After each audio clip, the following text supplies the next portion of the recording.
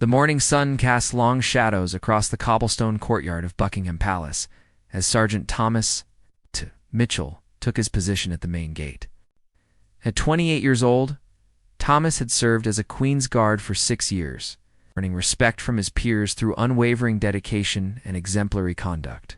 His red tunic was immaculate, his bearskin hat perfectly positioned, and his expression maintained the stoic composure that had become synonymous with the Royal Guards.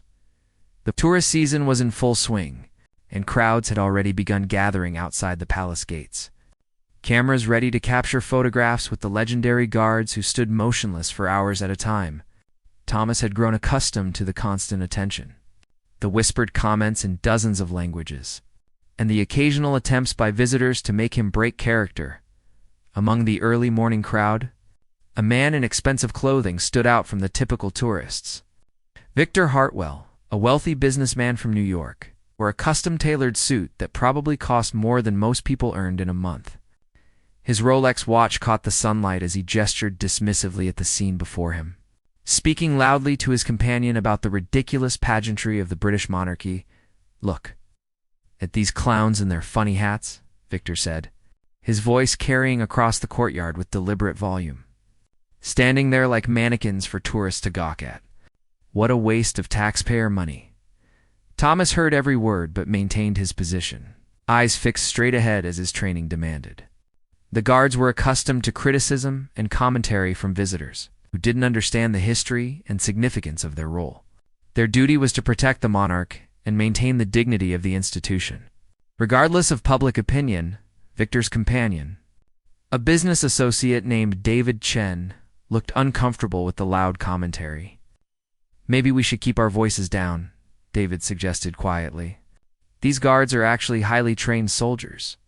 "Soldiers?" Victor laughed derisively.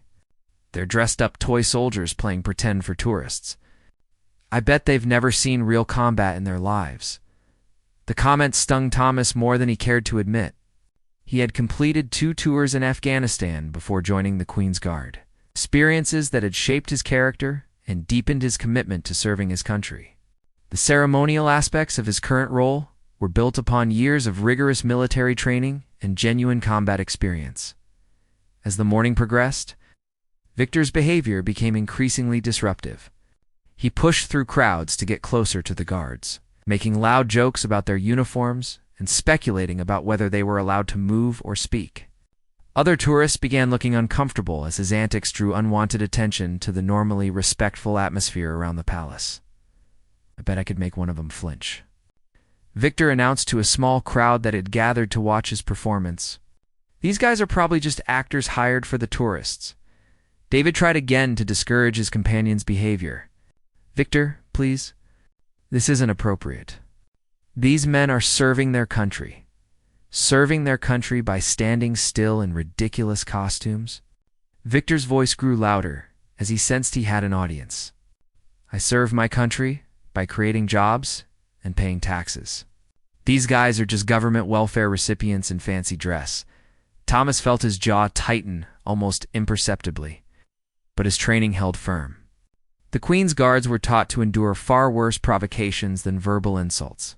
Their role required them to maintain dignity and composure regardless of circumstances, representing not just themselves, but the entire institution of the monarchy.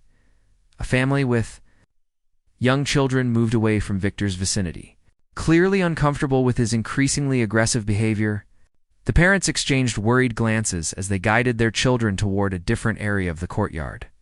Not wanting them to witness what seemed to be escalating into a confrontational situation, Victor noticed the family's departure and seemed to interpret it as validation of his performance. "See, even the families with kids know this is all a joke. These guards are nothing but expensive decorations." An elderly British couple, who had been quietly observing the changing of the guard ceremony, approached Victor with polite but firm expressions.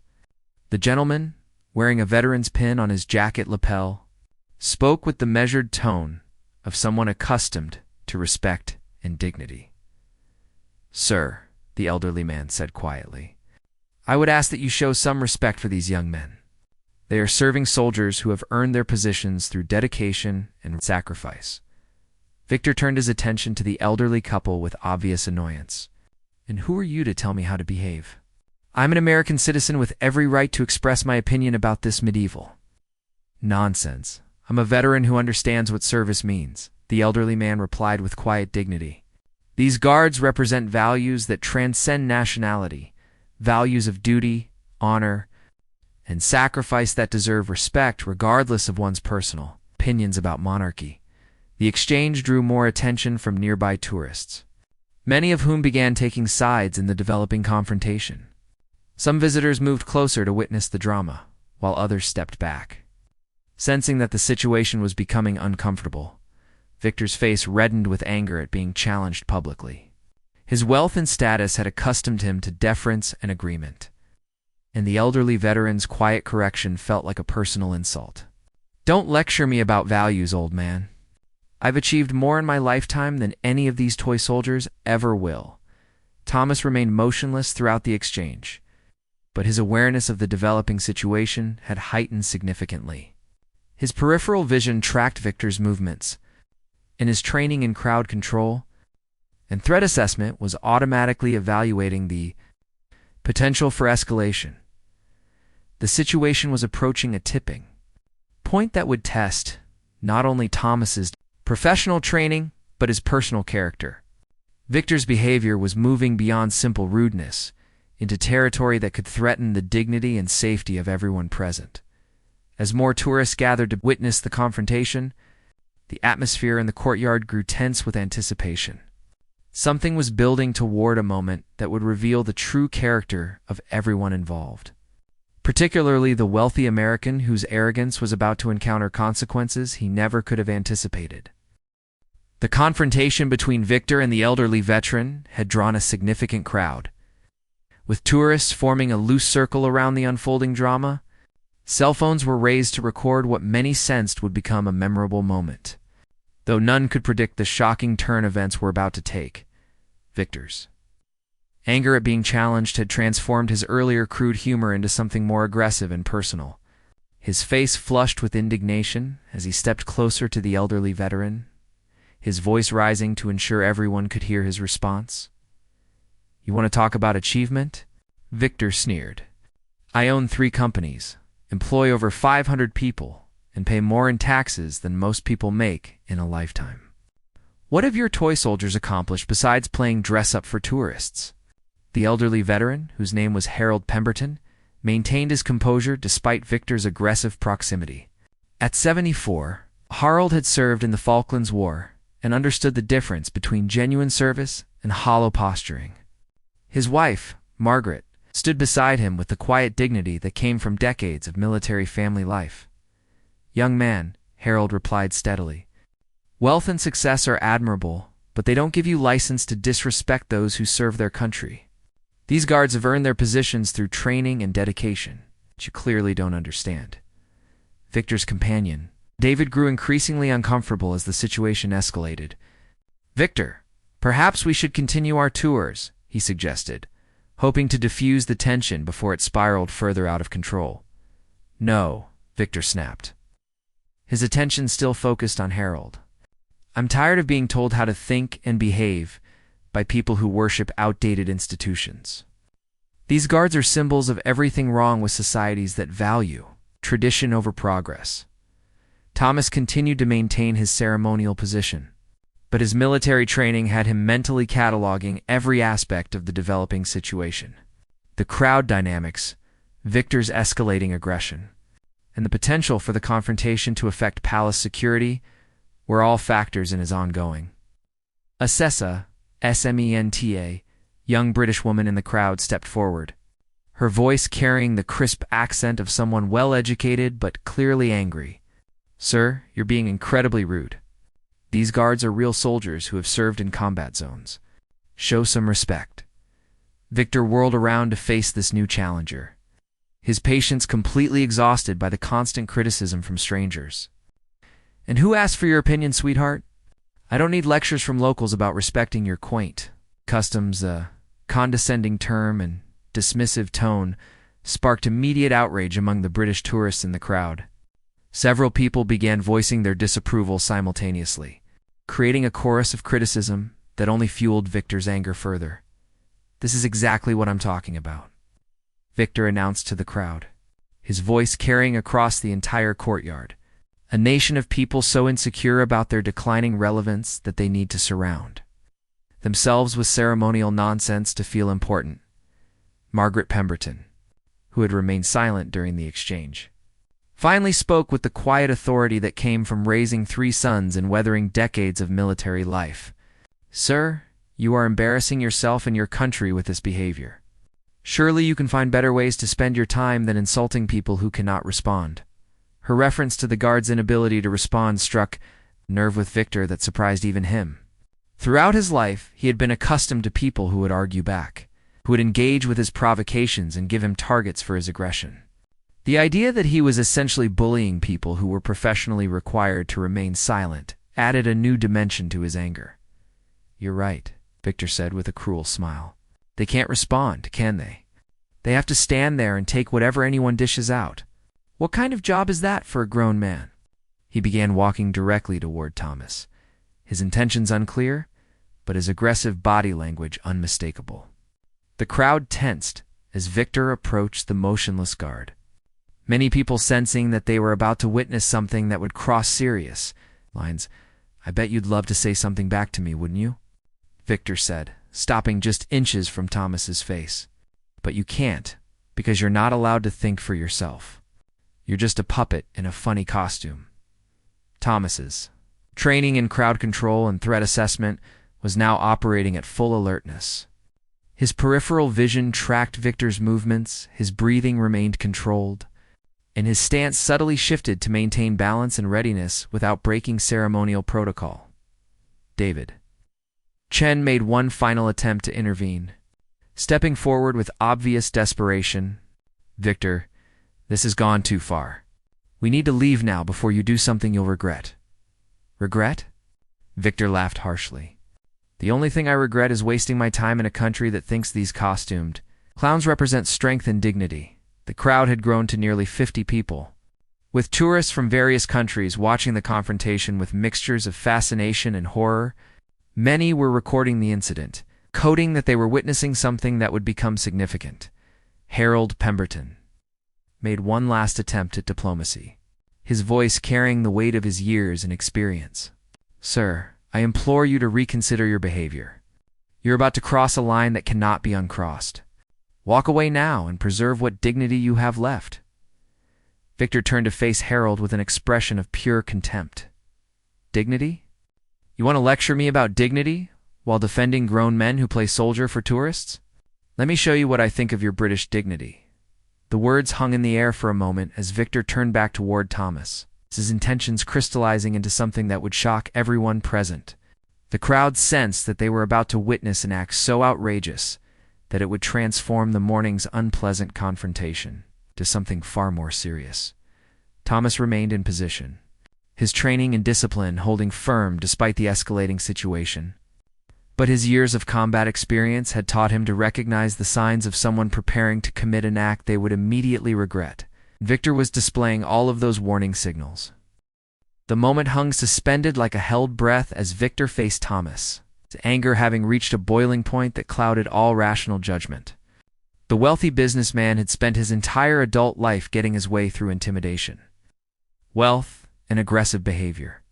But he had never encountered someone who was professionally required to absorb his abuse without response. Victor's face contorted with rage as he stared at Thomas's impassive expression. The guard's complete lack of reaction to the verbal assault had frustrated Victor beyond his ability to control himself. In his twisted logic, Thomas's professional composure represented everything he despised about what he saw as European weakness and outdated traditions. "You know what?" Victor snarled, his voice carrying across the now silent courtyard. "I think you need to understand what real Americans think of your pathetic charade," before anyone could react or intervene. Victor drew back and spat directly into Thomas's face, the saliva landing on the guard's cheek and running down toward his immaculate red tunic. The act was so sudden and shocking that the entire crowd gasped in unison, with several people crying out in horror at the unprecedented violation. Thomas felt the warm, moisture on his face, but maintained his position, his training overriding every natural instinct to respond. His hands remained steady on his rifle, his posture unchanged, his expression still fixed in the neutral composure that his role demanded. But behind his controlled exterior, years of military discipline were being tested to their absolute limit. The crowd's reaction was immediate and visceral. Harold Pemberton stepped forward with his fists clenched, his elderly frame trembling with outrage. "You disgusting excuse for a human being," he said, his voice shaking with controlled fury. "How dare you assault a serving soldier?" Margaret Pemberton placed a restraining hand on her husband's arm while tears of anger ran down her cheeks. "Harold, don't. Let the authorities handle this monster." David Chen stood frozen in shock, his face pale with the realization that his business associate had just committed what amounted to assault on a member of the Queen's Guard in front of dozens of witnesses. "Victor, what have you done?" he whispered, his voice barely audible. The young British woman who had spoken earlier pulled out her phone and immediately began dialing. "I'm calling the police," she announced loudly. "This is assault. It's been recorded by half the people here." Victor seemed surprised by the intensity of the crowd's reaction, as if he hadn't fully considered the consequences of his action. "It was just spit," he said defensively. "These guys are supposed to be tough soldiers, right? If they can't handle a little spit, how are they going to handle real combat?" His words only inflamed the crowd further. Several tourists began shouting at him simultaneously, their voices creating a cacophony of condemnation that attracted the attention of other guards and palace security personnel in the area. "You're going to prison for this?" shouted a man with a Scottish accent. "Assaulting the Queen's Guard is a serious crime. Absolutely disgusting behavior," added a woman with her children, who were staring at Victor with wide, frightened eyes. "You should be ashamed of yourself." Thomas remained motionless throughout the crowd's outrage, the spit still visible on his face as he maintained his ceremonial position. His training had prepared him for many situations, but the personal violation he had just experienced tested every aspect of his professional discipline. What the crowd didn't know was that Thomas's apparent inaction was actually the calm before a storm that would soon demonstrate exactly why the Queen's Guards commanded such respect. His years of combat experience and specialized training had taught him that the most effective responses often came after careful assessment and precise timing. A sergeant from another guard position had noticed the commotion and was approaching rapidly, his trained eye immediately assessing the situation. Sergeant Major Williams had been with the Queen's Guard for 15 years and had developed an instinct for recognizing when ceremonial situations were about to become security incidents. "What's the situation here?" Williams asked, his voice carrying the authority of someone accustomed to immediate compliance. "Harold." Pemberton stepped forward as the crowd's unofficial spokesman. "This American gentleman just spat in your guard's face. It was unprovoked assault, and dozens of people witnessed it." Williams's expression darkened as he looked at Thomas, noting the saliva still visible on his colleague's face. His gaze then shifted to Victor, who was now beginning to show signs of understanding that his actions might have serious consequences. "Sir." Williams addressed Victor with icy formality.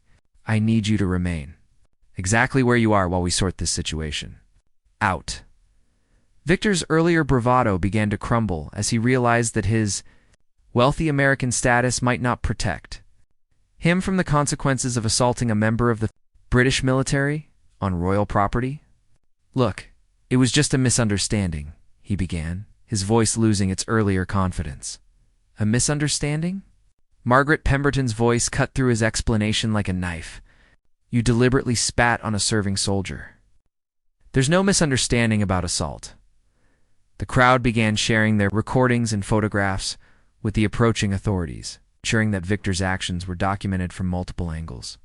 Social media posts were already beginning to circulate as tourists shared their shock at witnessing such disrespectful behavior. David Ishan approached Williams with obvious anxiety. "Sergeant Major, I want to make it clear that I in no way support or endorse my associate's behavior. I'm appalled by what he did." Williams nodded acknowledgement. He kept his primary attention focused on Victor and the ongoing security situation. Additional palace security personnel were arriving, and the incident was rapidly escalating from a tourist disturbance to a formal legal matter. Victor looked around at the hostile faces surrounding him, finally beginning to comprehend that his moment of rage had created consequences that his wealth and status couldn't easily resolve. The man who had entered the palace courtyard that morning, full of arrogance and contempt, was now facing the reality that actions have consequences, especially when those actions cross lines of basic human decency. Thomas continued to maintain his position, but those who knew him well would have recognized the subtle signs that his legendary self-control was being tested to its absolute limits. The violation he had endured was not just personal, but represented an attack on everything he had sworn to protect and represent. The palace courtyard had transformed into a scene of controlled chaos as additional security. Personnel arrived to manage the unprecedented situation.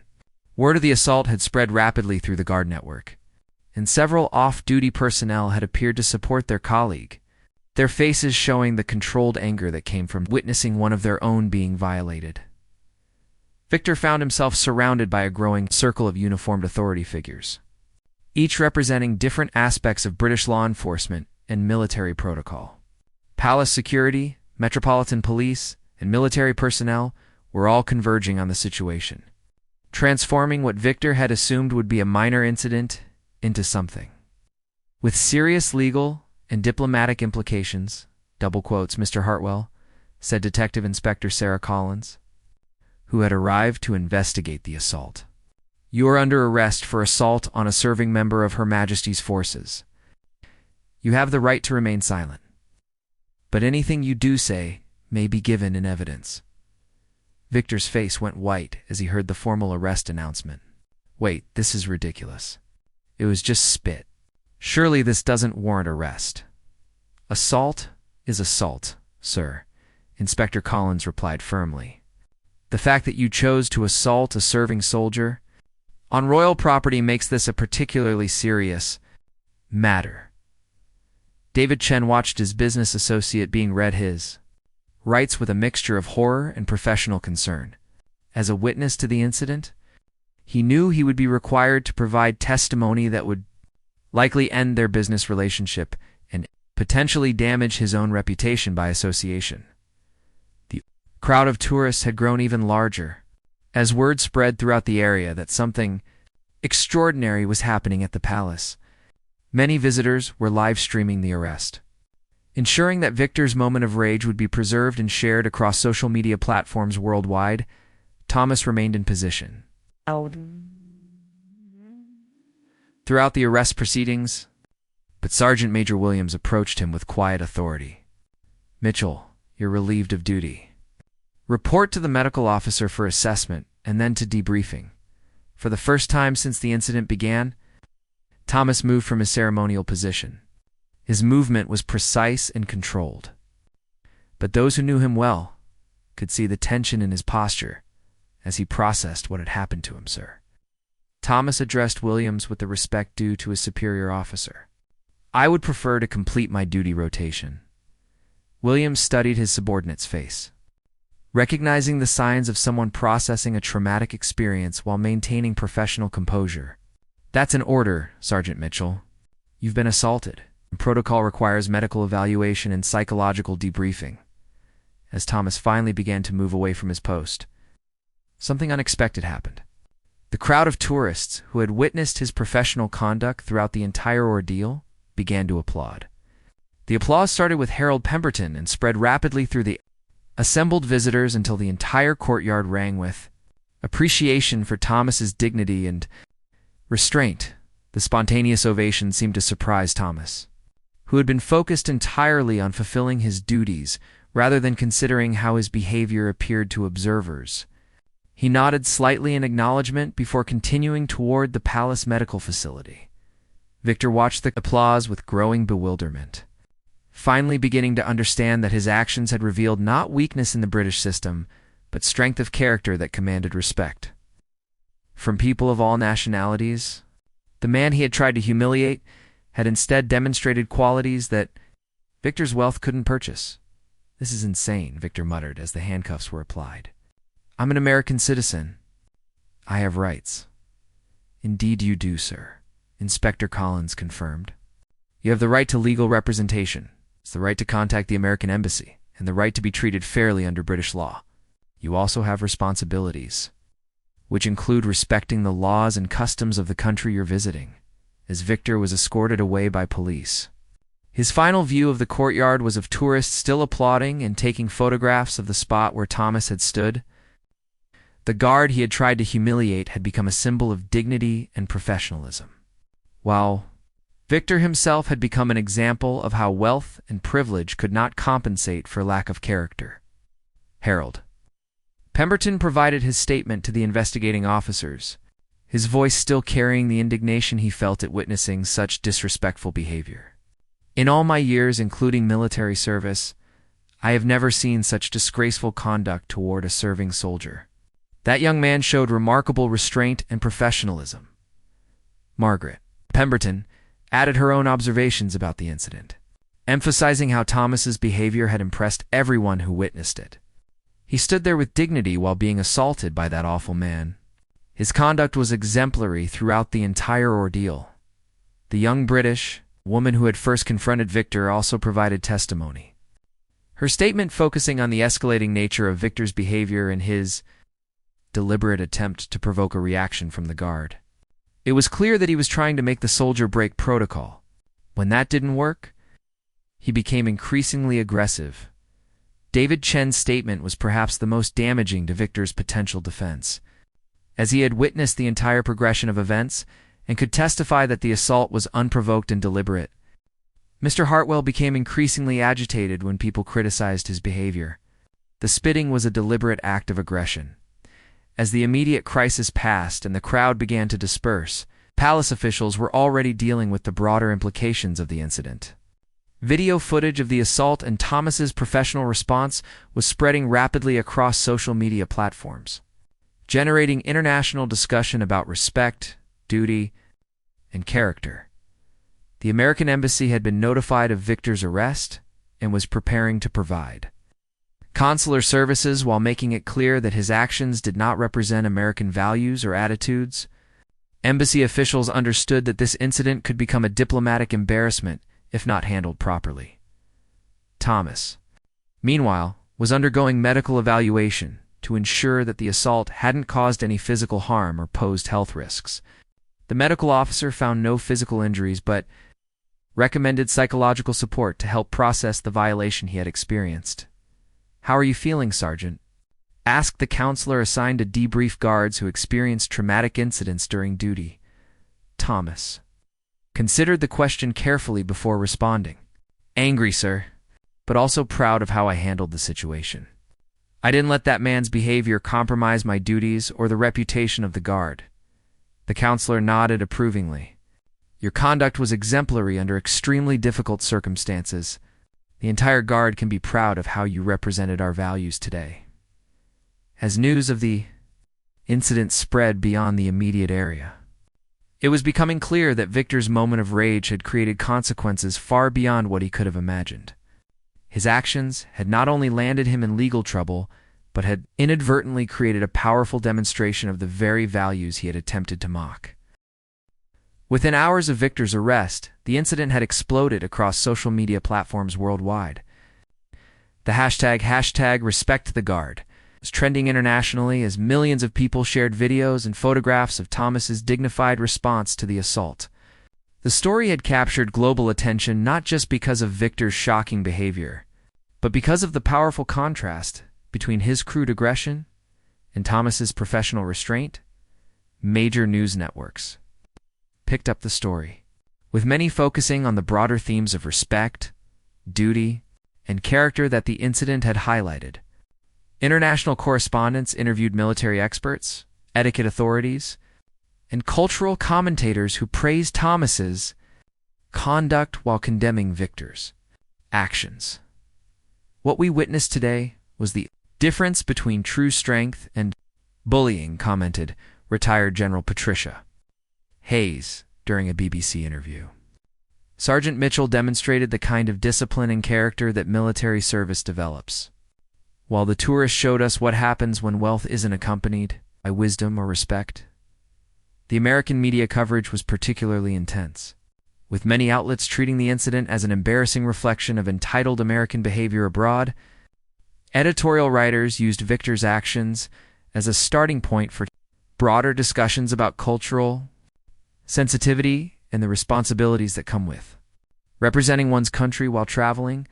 Victor himself was experiencing the full weight of British justice as he sat in a holding cell awaiting his court appearance. His expensive clothes and confident demeanor from that morning had been replaced by prison-issue clothing and the dawning realization that his actions had created consequences he couldn't buy his way out of. His lawyer, Elizabeth Morrison, had arrived from one of London's most prestigious law firms, but even her extensive experience in high-profile cases left her struggling to find a viable defense strategy. "Mr. Hartwell," she said during their consultation, "I must be frank with you. The evidence against you is overwhelming, and the public sentiment is extremely hostile." "But it was just spit," Victor protested, still unable to grasp the severity of his situation. "Surely British courts have better things to do than prosecute someone over saliva." Morrison shook her head with professional frustration. "Sir, you assaulted a serving member of the military on royal property in front of dozens of witnesses. This isn't about spit. It's about respect for law and order. The Crown Prosecution Service is treating this very seriously." Meanwhile, Thomas had returned to his duties after completing the required medical and psychological evaluations. His fellow guards had welcomed him back with the quiet solidarity that characterized military brotherhood, and his superiors had commended him officially for his exemplary conduct under extreme provocation. The flood of support from around the world had been overwhelming. The palace mailroom reported receiving thousands of letters praising Thomas's professionalism, along with donations to military charities made in his honor. Social media messages of support came from military personnel across the globe, all recognizing the dignity he had maintained while under assault. "Sergeant Mitchell," said Colonel James Richardson during a private meeting, "your conduct yesterday has brought great credit to the Queen's Guard and the British military as a whole. Your response to an extremely difficult situation exemplified everything we hope to achieve through military service." Thomas felt honored by the recognition but remained focused on the broader implications of the incident. "Sir, I hope this situation helps people understand what military service really means. That man thought we were just decorative, but service is about much more than ceremony." The international attention had indeed sparked broader conversations about the role and significance of ceremonial military duties. Military historians and cultural experts appeared on television programs worldwide, explaining the history and importance of institutions like the Queen's Guard. Harold Pemberton had become something of a media figure himself, giving interviews where he praised Thomas's conduct while condemning Victor's behavior. "That young soldier showed us what real strength looks like," he told reporters. "He faced deliberate provocation and assault with dignity that would make any nation proud." Victor's business interests were suffering serious damage as news of his arrest spread through corporate networks. Several clients had already canceled contracts, and his company's stock price had dropped significantly as investors distanced themselves from the scandal.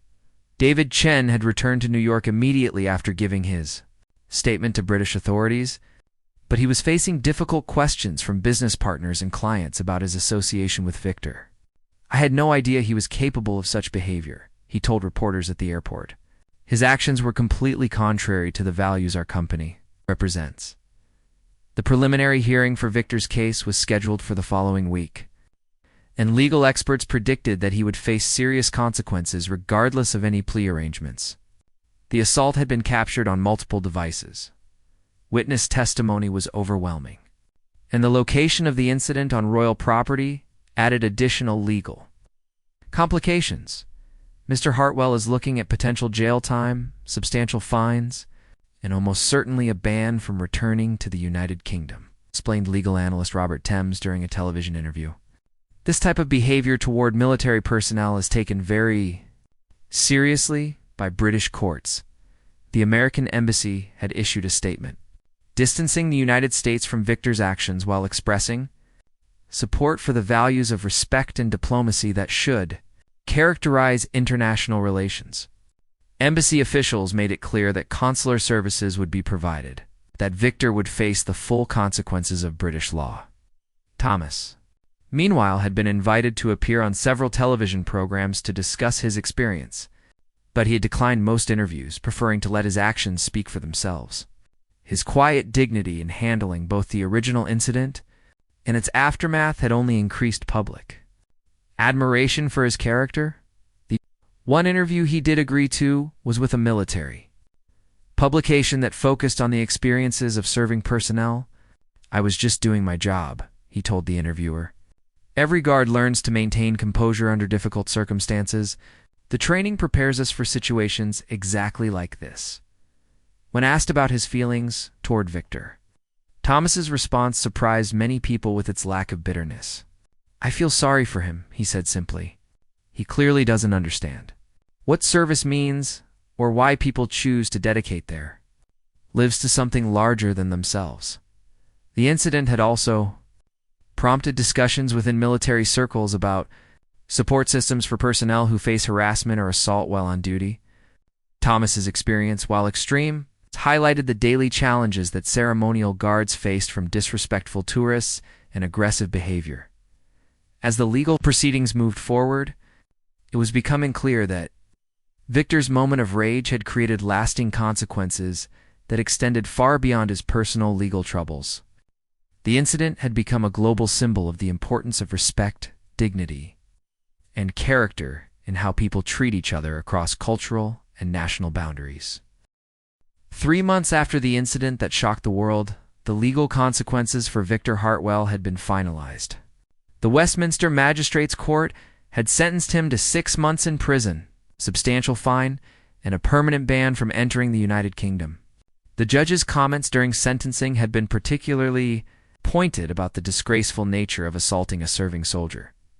"Mr. Hartwell," Judge Patricia Williams had said during the sentencing, "your actions represented not just a personal failing, but a fundamental lack of respect for the institutions and values that civilized society depends upon.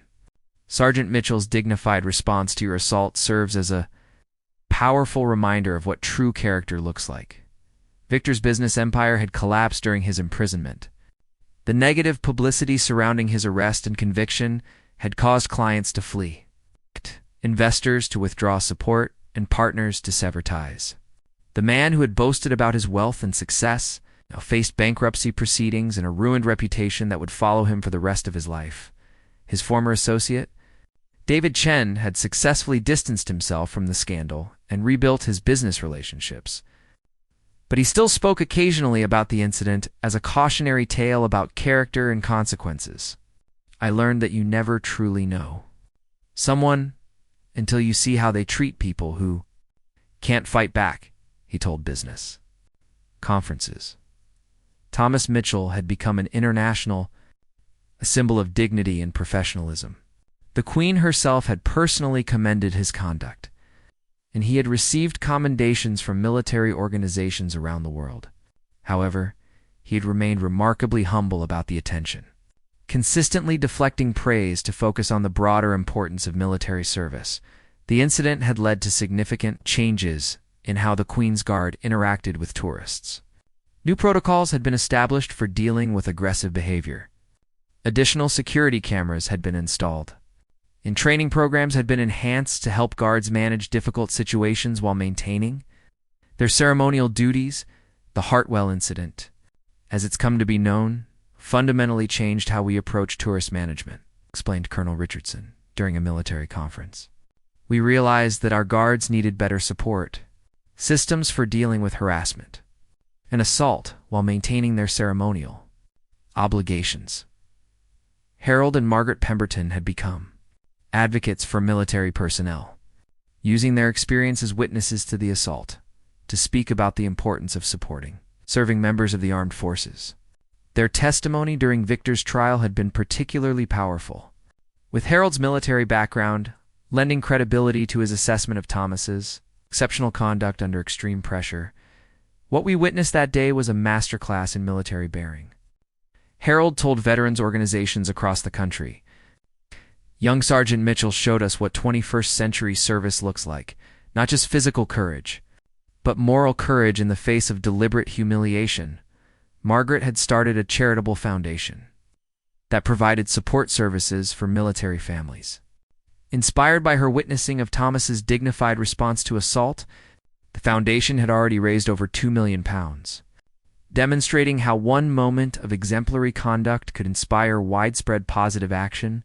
The international military community had embraced Thomas as a symbol of what professional soldiering represented. He had received invitations to visit military academies around the world. Sharing his experience and discussing the importance of maintaining dignity under pressure, his quiet, thoughtful approach to these speaking engagements had only increased respect for his character.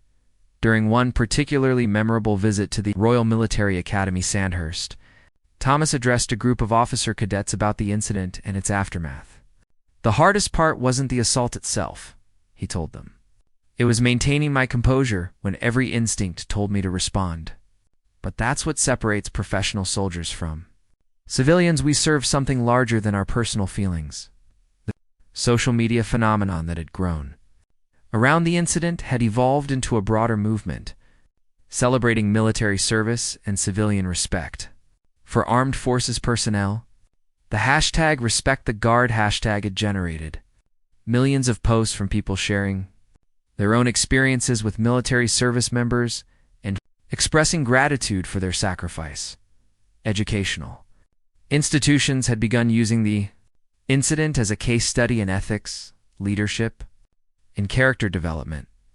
Business schools analyzed how Victor's behavior had destroyed his professional reputation, while military colleges examined Thomas's response as an example of exemplary conduct under pressure. The Hartwell-Mitchell incident demonstrates the lasting power of character, wrote Professor Elizabeth Turner in her analysis for the Harvard Business Review. In an age of social media and instant global communication, a single moment can define someone's entire reputation. Thomas Mitchell chose dignity, while Victor Hartwell chose aggression. Their different fates illustrate the consequences of those choices. Victor himself had been released from prison after serving for months of his sentence, but his attempts to rebuild his life had been largely unsuccessful. The permanent ban from the UK had prevented him from pursuing business opportunities there, while his criminal record and notorious reputation had closed doors throughout the international business community. In a rare interview after his release, Victor had expressed some regret for his actions, though his comments suggested he still didn't fully understand the broader implications of what he had done. "I lost my temper and made a mistake," he said, "but I never imagined it would destroy my entire life." The reporter had pressed him about whether he understood why his assault on Thomas had generated such international outrage. "I suppose people saw it as more than just one incident," Victor replied slowly. "Maybe it represented something about respect and values that I didn't appreciate at the time." Thomas had been promoted to staff sergeant in recognition of his exemplary service and had been assigned to help develop new training programs for ceremonial duties. His experience had provided valuable insights into how guards could maintain their traditional roles while adapting to modern security challenges and social media scrutiny. The palace had commissioned a comprehensive review of tourist interactions with royal guards, resulting in improved barriers, better positioned security cameras, and clearer guidelines about appropriate behavior. Educational materials had been developed to help international visitors understand the significance and history of the ceremonial duties they were observing. The goal isn't to limit access or reduce the pageantry that people come to see, explained Palace Communications Director Sarah Henderson. It's to ensure that interactions remain respectful and that our guards can perform their duties without fear of harassment or assault. A year after the incident, Thomas received the Queen's Commendation for Brave Conduct, a rare honor that recognized his exceptional response to the assault. The ceremony was attended by his family, fellow guards, and the Pembertons, who had remained in contact with Thomas throughout the aftermath of the incident. During the ceremony, Thomas reflected on how a single moment had changed not just his own life, but had sparked international conversations about respect, duty, and character. "I was just doing my job that day," he told the assembled guests. "But I've learned that sometimes doing your job properly can have impacts you never imagined." The legacy of that morning's confrontation continued to resonate years later. Military training programs around the world incorporated the incident into their curricula, using it to illustrate the importance of maintaining professionalism under extreme provocation. Tourist behavior at ceremonial sites had noticeably improved as the story spread and people understood the serious consequences of disrespectful conduct. Victor's attempted comeback had largely failed, and he had eventually moved to a small town in rural America where his notoriety was less recognized. His story served as a powerful cautionary tale about how a moment of uncontrolled anger could destroy a lifetime of achievement and success. Thomas, meanwhile, had married and started a family while continuing his military career. He remained humble about the attention his conduct had generated, preferring to focus on his ongoing service and the positive changes that had resulted from that difficult morning at the palace. The incident had ultimately demonstrated that character under pressure revealed true strength, that respect transcended national boundaries, and that a single moment of exceptional conduct could inspire people around the world to reflect on their own values and behavior. What had begun as one man's assault on another had evolved into a global conversation about dignity, service, and the kind of society worth defending.